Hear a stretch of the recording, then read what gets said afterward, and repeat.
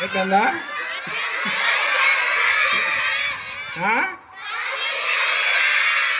పద్యమా?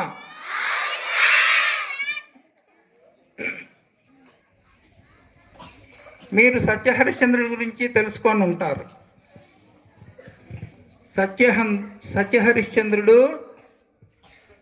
ఎట్టి పరిస్థితుల్లో అబద్ధం ఆడను అంటాడు.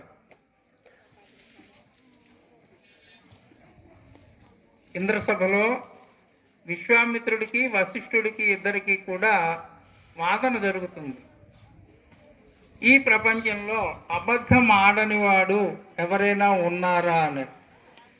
అంటే వశిష్ఠుడు అంటాడు అనమాట, సత్యహరిశ్చంద్రుడు ఒకడు ఉన్నాడు, ఎట్టి పరిస్థితుల్లో మనం ఏది చేసినా అబద్ధం ఆడడం అని ఛాలెంజ్ చేశాడు అనమాట. అప్పుడు విశ్వామిత్రుడు అతన్ని చాలా విధాలుగా హింసిస్తాడు. అతని తాలూకా హరిశ్చంద్ర చక్రవర్తి అనమాట. ఆ చక్రవర్తి అతని తాలూకా సర్వస్వాన్ని దారపోస్తాడు. దారపోసి ఆఖరికి కట్టుకున్న భార్యని అమ్మేస్తాడు, భార్య పిల్లల్ని కూడా అమ్మేస్తాడు.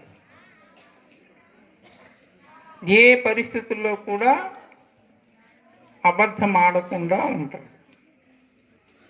అప్పుడు భగవంతుడు అతన్ని కరుణిస్తాడనమాట, నువ్వే గెలిచావని.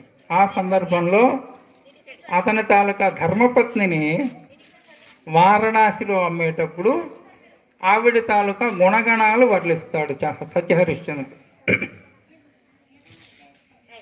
ఓ వారణాసి పౌరులారా, భాగ్యవంతులారా, అయ్యలారా, గెవదాటి ఎరుగది యువతీలలామంబు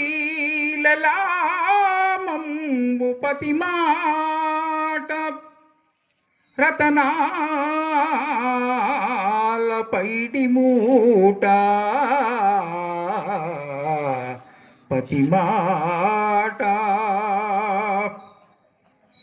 అడుగు తప్పి ఎరుంగదు అత్తమామల ఆజ్ఞకు, అసమాన భక్తి దివ్యానురక్తి,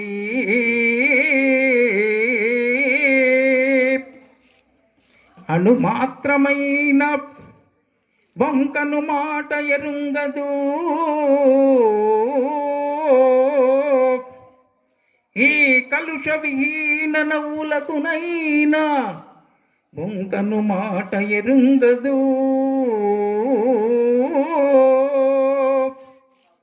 కోపం బెరుంగదు, కోపం బెరుంగదు, ఈ గుణ నిశాంత ఒరులెల్ల తన్ను చూరుచున్న సొంత కోపం బెరుంగదు, ఈలతాంగి ఈలతాంగి ఈలతాంగి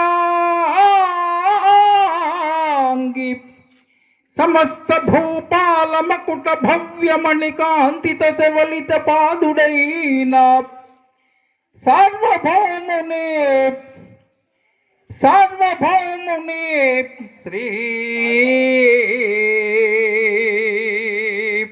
హరిశ్చంద్రు భార్య దాసిగా